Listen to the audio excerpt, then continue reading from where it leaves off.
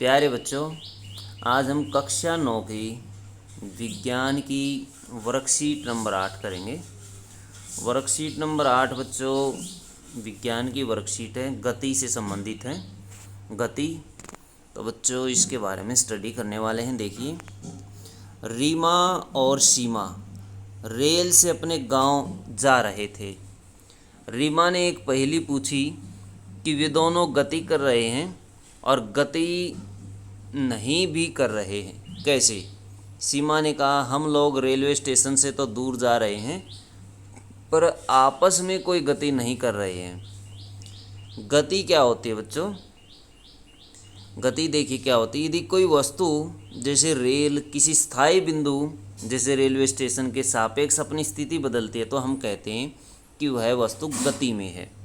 तो बच्चों, गति में कब कहा जाएगा? जब वस्तु अपना स्थान बदल ले, अपनी स्थिति बदल ले।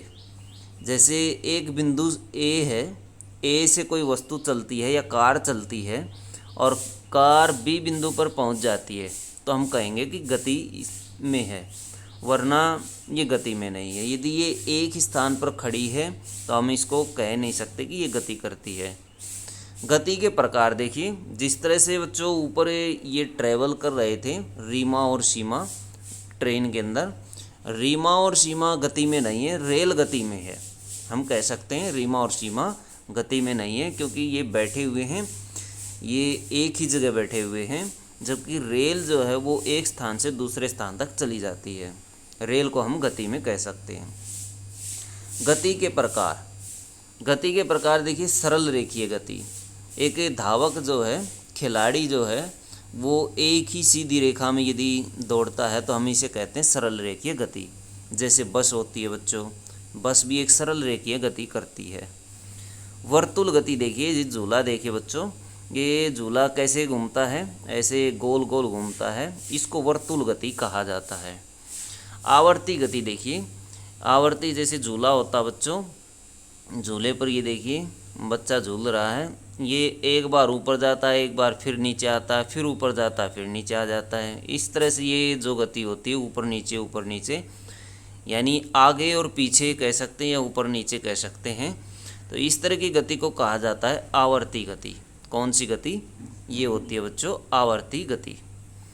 दोलन गति, दोलन गति देखिए बच्चों, जैसे ये दोलन करता है, घड़ी का जो पेंडुलम होता है वो इसी तरह से, जैसे ये झूला होता है इसी तरह से ये भी गति करता रहता है, बार बार दोहराता रहता है गति को। गति को दोहराना ही दोलन गति कहलाता है। सीधी रेखा में गति या सरल रेखीय गति, जैसे सीधी सड़क पर चलते वाहन, इसका एक एग्जाम्पल है बच्चों ये। वृत्तीय पथ में गति वर्तुल गति होती है, जैसे विशाल पहिए वाला झूला होता है बच्चों, ऊपर हमने झूला देखा था, ये वर्तुल गति करता है।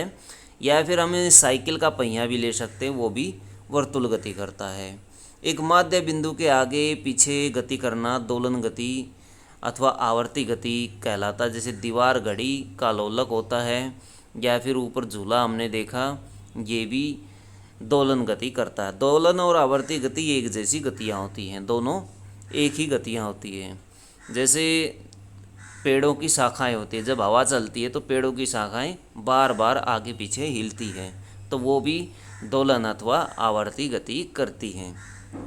आवर्ती गति क्या होती है? जब कोई वस्तु एक निश्चित समयांतराल पर और निश्चित पथ पर खुद की गति को दोहराती है, इस प्रकार की गति को आवर्ती गति कहा जाता है या आवर्त गति कहा जाता है बच्चों।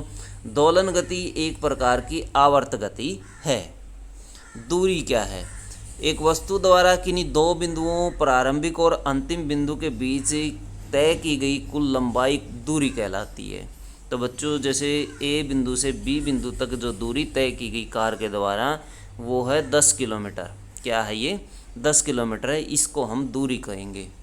जैसे चित्र में एक कार बिंदु ए से बी तक चलती है, ए और बी के बीच रास्ते की कुल लंबाई 10 किलोमीटर है, हम कह सकते हैं कि कार ए से बी तक पहुंचने में 10 किलोमीटर की दूरी तय करती है।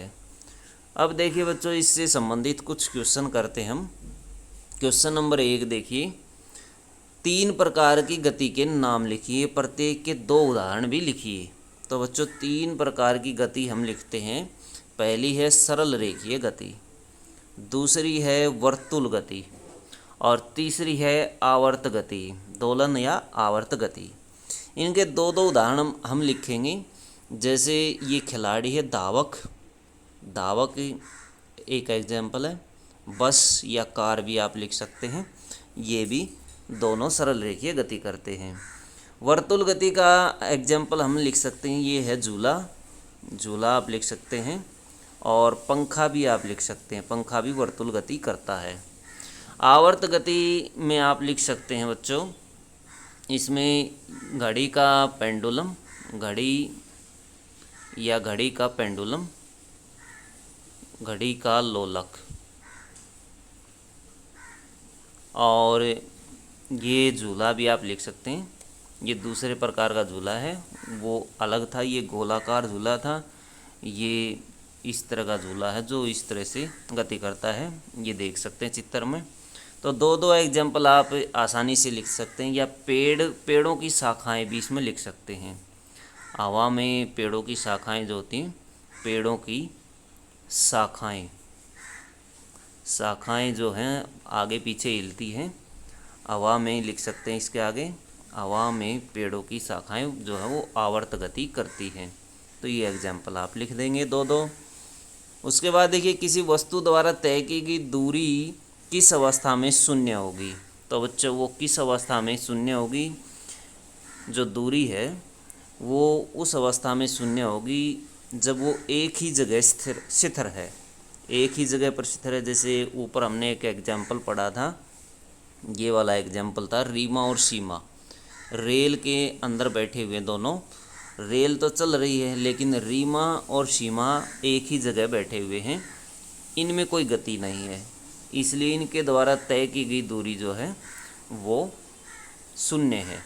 तो ऐसी जो स्थिति होती है उसमें दूरी जो होती है वो शून्य होती है। यदि आपके घर और स्कूल के बीच की दूरी 2 किलोमीटर है, यदि आप रोज़ स्कूल जाएं तो आप 5 दिनों में कितनी दूरी तय करेंगे? 5 दिनों में कितनी दूरी तय करेंगे? तो कितनी दूरी तय करी जाएगी? एक दिन में तय की गई दूरी, एक दिन में तय दूरी कितनी दूरी? दो बच्चों, एक दिन में 4 किलोमीटर, 2 + 2 बराबर 4 किलोमीटर दूरी तय करी जाएगी। कैसे? 2 किलोमीटर बच्चों जाने की और 2 किलोमीटर आने की, तो टोटल हो गया 4 किलोमीटर। यानी एक दिन में 4 किलोमीटर तय हो जाएगी दूरी। तो 5 दिनों में कितनी हो जाएगी? 5 दिनों में तय की गई दूरी कितनी आ जाएगी बच्चों? 4 × 5, 4 से गुणा कर दीजिए 5 को, 20 किलोमीटर की दूरी तय हो जाएगी। तो बच्चों 20 किलोमीटर दूरी उसने तय करी 5 दिनों में। उसके बाद है क्वेश्चन नंबर 4, पृथ्वी लगातार घूम रही है और गति कर रही है, तो इसका अर्थ क्या हुआ कि पृथ्वी के पेड़ भी गति कर रहे हैं? क्यों और क्यों नहीं? नहीं, पृथ्वी के जो पेड़ हैं वो गति नहीं कर रहे हैं, वो शिथिल अवस्था में। गति तभी करेंगे जब वो स्थिति बदलेंगे, और पेड़ जो है वो स्थिति नहीं बदलते। ऊपर हमने स्टडी किया था, रीमा और सीमा रेल से अपने गांव जा रहे हैं, तो रीमा और सीमा में कोई गति नहीं है, वो रेल के अंदर बैठे हुए हैं, क्योंकि वे अपनी स्थिति को नहीं बदलते हैं। गति के नियम में हमने क्या पढ़ा था? जब कोई वस्तु अपनी स्थिति बदलती है तभी हम उस वस्तु को कह सकते हैं कि वो गति में है। इसलिए जो पृथ्वी के ऊपर जो पेड़ हैं वो समय के अनुसार अपनी स्थिति नहीं बदलते, इस वजह से जो पृथ्वी के पेड़ हैं वो गति नहीं करते। तो बच्चों इस क्वेश्चन में आप ये लिख सकते हैं। तो बच्चों ये थी आपकी साइंस की वर्कशीट। वीडियो अच्छी लगे तो लाइक करें, हमारे चैनल को सब्सक्राइब करें।